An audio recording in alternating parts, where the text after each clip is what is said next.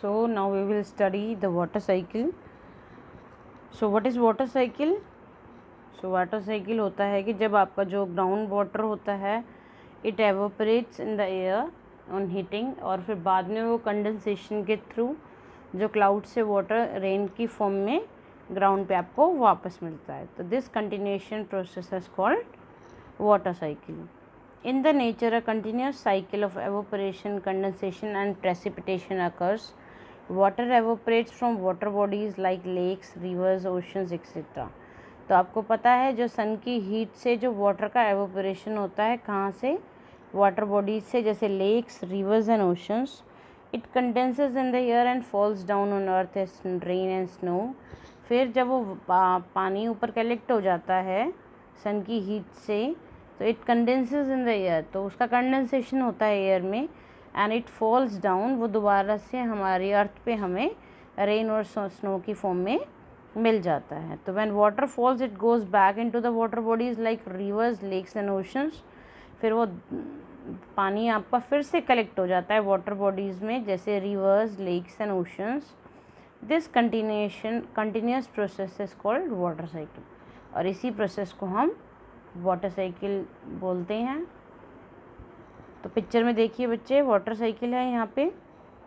तो क्या हो रहा है कि देखिए ये दिस इज़ कॉल्ड एवोपरेशन. जो आपका जो वाटर बॉडीज़ हैं यहाँ पे देखिए, ये वाटर बॉडीज़ हैं, लेक्स एंड स्ट्रीम्स, उनसे पानी आपका एयर में जा रहा है. Further it is condensing in the condensation is taking place in the air, and further the water is coming back to the water bodies through rain and snow, and again this cycle goes on and on. This is called water cycle. Next thing that we are going to discuss is water pollution. Addition of undesirable substances into water that make it unfit for drinking and human use is called water pollution. आपको इससे पहले हमने air pollution पढ़ा था, उसके अंदर अगर air के अंदर कुछ अनडिज़ायरेबल सब्सटेंसेस ऐड हो जाते हैं तो हम उसको एयर पोल्यूशन बोलते हैं. Same way, if any undesirable substances are added into the water that makes it unfit for drinking, जिसकी वजह से वो या तो हम उसको पी नहीं सकते या किसी और यूज़ में नहीं ला सकते, उसको हम बोलते हैं वाटर पोल्यूशन. अब हम नेक्स्ट रीड करेंगे कॉजेज़ ऑफ वाटर पोल्यूशन, कि वाटर पोल्यूशन किस वजह से होता है. Discharge of domestic and sewage vestiges from towns and cities into the water bodies. जो हमारा डोमेस्टिक वेस्ट होता है और जो हमारा वेस्ट होता है सिटीज़ एंड टाउन से, डिफरेंट होम्स से और फैक्ट्रीज से, जब वो वाटर में जाता है तो इट विल पोल्यूट वाटर को प्रदूषित कर देता है. Fertilisers and chemicals from fields get washed away with rain into water bodies. जो हम फूड क्रॉप्स को की प्रोडक्शन को बढ़ाने के लिए अपनी क्रॉप्स में जो फर्टिलाइजर्स एंड केमिकल्स यूज़ करते हैं, जब रेन वाटर आता है तो रेन वाटर से वो पानी जब हमारी वाटर बॉडीज़ में ऐड होता है तो it also pollutes the water bodies. Activities like washing clothes and bathing in water bodies. जब अगर हम कपड़े धोते हैं या बाथिंग एक्टिविटीज़ के लिए वाटर को यूज़ करते हैं, and further that water goes into this river or any lake, so it makes it polluted. A run of water from an animal feedlot or forest add organic pollutants and germs to the body. आपको पता है कि जो forest होता है और जो दूसरे पोल्यूटेंट्स होते हैं, जर्म्स होते हैं, जब वाटर बॉडीज़ में जाते हैं तो they also pollute the water. Effects of water pollution: many harmful microorganisms grow in polluted water which causes diseases like diarrhea, typhoid, cholera and jaundice etc. तो आपको पता है कि बहुत सारे माइक्रो ऑर्गेनिजम्स ग्रो कर जाते हैं पोल्यूटेड वाटर में, and they cause many diseases. उनसे कौन कौन सी डिसीजेस हो सकती हैं? Diarrhoea, typhoid, cholera and jaundice. Next is polluted water contains many harmful substances that decrease the amount of dissolved oxygen in water which can cause death of many aquatic plants and animals. आपको पता है कि बच्चे जो aquatic animals होते हैं या aquatic plants होते हैं, they take या they inhale the dissolved oxygen that is dissolved in water. जो पानी में घुली हुई ऑक्सीजन होती है वो उसी को यूज़ करते हैं लेकिन जब पानी पोल्यूटेड हो जाता है तो उसका जो अमाउंट है ऑक्सीजन का वो पानी के अंदर कम हो जाता है, जिसकी वजह से जो हमारी मरीन लाइफ है उसको काफ़ी नुकसान पहुंचता है। Next is polluted water is unfit for drinking and for agriculture purposes. आपको पता है कि अगर वाटर पोल्यूटेड होगा ना तो हम उसको पी सकते हैं, ना हम उसको किसी एग्रीकल्चर पर्पस के लिए या किसी दूसरे पर्पस के लिए हम उसको यूज़ कर सकते हैं। सोर्सेज ऑफ वाटर पोल्यूशन, यहाँ देखिए, this is a river. River में कहाँ से वेस्ट एड हो रहा है, it is adding from the sewerage of the homes, sewerage of the towns and also from the factories, suburban areas, industries. So these are causing air pollution. Next is how you can control the air pollution. तो आप air pollution को कैसे control कर सकते हैं? We can control water pollution. Sorry बच्चों, this is not air pollution. So how we can control water pollution? Domestic sewage and garbage should not be allowed to enter sources of drinking water. तो हमें जो waste है उसको अपने drinking water के अंदर add होने से प्रिवेंट करना चाहिए। Factory should be prevented from throwing their waste into the river and seas without proper treatment of harmful waste.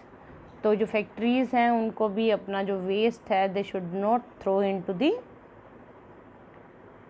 The rivers, उनको भी पहले उसे ट्रीट करना चाहिए and then they should be dumped in some specified place. किसी भी ऐसे place पे डालना चाहिए जहाँ की आप उसको रीयूज़ कर सको। Plastic bags, bottles, metal can should not be thrown into the water bodies. आपको पता है कि जो प्लास्टिक बैग्स होते हैं, प्लास्टिक बॉटल्स होती हैं, मेटल्स एंड कैन्स होती हैं, वो दे आर नॉन डिग्रेडेबल, वो उनका डिग्रेडेशन नहीं होता है, इसलिए हमें उन्हें वाटर बॉडीज़ में थ्रो नहीं करना चाहिए। Sewage pipe should be laid at a distance from pipes carrying drinking water. तो हमें वहाँ पर सीवेज पाइप्स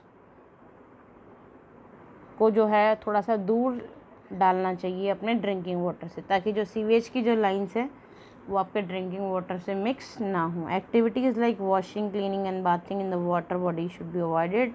आपको वॉशिंग, क्लीनिंग एंड बाथिंग भी वाटर बॉडीज़ में अवॉइड करना चाहिए। Next is purification of water. Water from water bodies is not portable because of presence of impurities और हार्मफुल सब्सटेंसेज इन इट। आपको क्या करना चाहिए कि जो इम्प्योरिटीज़ हैं उसको भी आपको वाटर में ऐड होने से बचाना चाहिए, ताकि हम उसको ईज़िली कंज्यूम कर सकें। तो जो इम्प्योरिटीज़ और हार्मफुल सब्सटेंसेस वाला वाटर होता है उसको हम यूज़ नहीं कर सकते, उसको हम ड्रिंक नहीं कर सकते। It contains soluble and insoluble impurities, diseases causing micro organisms. उसके अंदर बहुत सारी सोल्यूबल और इनसोल्यूबल इम्प्योरिटीज़ होती हैं, वो बहुत सारे डिसीजेज भी प्रोड्यूस करते हैं। Impure water can be purified by the following methods. आपको इम्प्योर वाटर को प्योरीफाई करके ही रीयूज़ करना चाहिए। So how can we purify the water? So first process is boiling. The simplest and easiest method of killing germs and bacteria is boiling. It is done at a high temperature around 100 degree Celsius. तो आपको पता है कि आप germs और bacterias को easily किल कर सकते हैं कैसे? By boiling the water. इसके लिए आपको बहुत हाई टेम्परेचर पे अपने वाटर को बॉयल करना होता है। Water is boiled for 15-20 minutes at this temperature so that the germs get killed and the water becomes drinkable. आपको पता है कि 100 डिग्री सेल्सियस पे आपके जो जर्म्स प्रेजेंट हैं वाटर में वो किल हो जाएंगे और वाटर आपका पीने के लिए, रीयूज़ करने के लिए रेडी होगा। Next is filtration. It is the method of separating insoluble or suspended impurities from water. In infiltration, water is passed through different type of filters like filter paper to separate out insoluble impurities. इसमें क्या होता है, जैसे कि आपको पता है कि हम फिल्टर करके भी अपनी impurities को वाटर से निकाल सकते हैं। देखिए यहाँ से क्या हो रहा है, फिल्ट्रेशन के प्रोसेस में हम मडी वाटर ऐड कर रहे हैं यहाँ पे, तो जो मड है वो यहाँ पे कलेक्ट हो जाएगा और जो क्लियर वाटर है you will get in this beaker. So इस तरह से भी आप अपनी इम्प्योरिटीज़ को सेपरेट आउट कर सकते हैं अपने वाटर में से। So we are using a filter paper to separate out insoluble impurities. Next is sedimentation and decantation. When dirty water is allowed to stand for few hours, the heavier impurities settle at the bottom. This process is called sedimentation. अब sedimentation क्या होता है बच्चों कि जब आप muddy water को किसी भी बीकर या किसी भी कंटेनर में काफ़ी देर के लिए रख देंगे तो क्या होगा, जो आपकी हैवी इम्प्योरिटीज़ होंगी वो सेटल डाउन हो जाएंगी यह नीचे बॉटम में, and you will get clear water there. So this process is called sedimentation. The clear water on top is poured out very gently without disturbing the settled impurities. This process is called decantation. तो इसमें क्या करते हैं हम, अब ये देखिए आपकी जो impurities हैं, जो मड है वो यहाँ सेटल डाउन हो गया है and you are having clear water here. तो अब क्लियर वाटर को बिना इस मड को डिस्टर्ब किए हुए क्लियर वाटर को आप किसी दूसरे कंटेनर या बीकर में पॉर आउट कर सकते हैं. तो this is called sedimentation and decantation. Next is chlorination. Chlorine is added to impure water in the form of tablets or gas to kill the germs in water. This process is called chlorination. जब आप water के अंदर chlorine डालते हैं और वो chlorine जो होती है वो आपके जो जर्म्स को किल कर देती है, तो इससे भी आप अपने वाटर को क्लीन कर सकते हैं. तो देखिए यहाँ पे वाटर है, इसमें अपने क्लोरीन टैबलेट्स डालेंगे तो यू विल गेट फिल्टर्ड या purified water. Next is we should save water. आपको पता है कि water is very essential for our life. हमारे लाइफ के हर पार्ट में हर काम में हमें पानी की ज़रूरत होती है, तो इसलिए आपको पानी को बचाने की बहुत नीड है. आपको पानी को सेव करके प्रिजर्व करके रखना चाहिए, क्योंकि कुछ आपको पता है कि बहुत ही कम अमाउंट का वाटर ऐसा है जो हमारे लिए फिट फॉर ड्रिंकिंग है. Pure water that is fit for human consumption is very present in very limited amount. जो प्योर वाटर है जो ह्यूमन कंजप्शन के लिए अवेलेबल है वो बहुत कम है. But the need for water is increasing gradually. आपको पता है कि जैसे जैसे पॉपुलेशन बढ़ रही है तो हमारी नीड फॉर वाटर भी बढ़ रही है, तो इसलिए हमें वाटर को सेव करना चाहिए.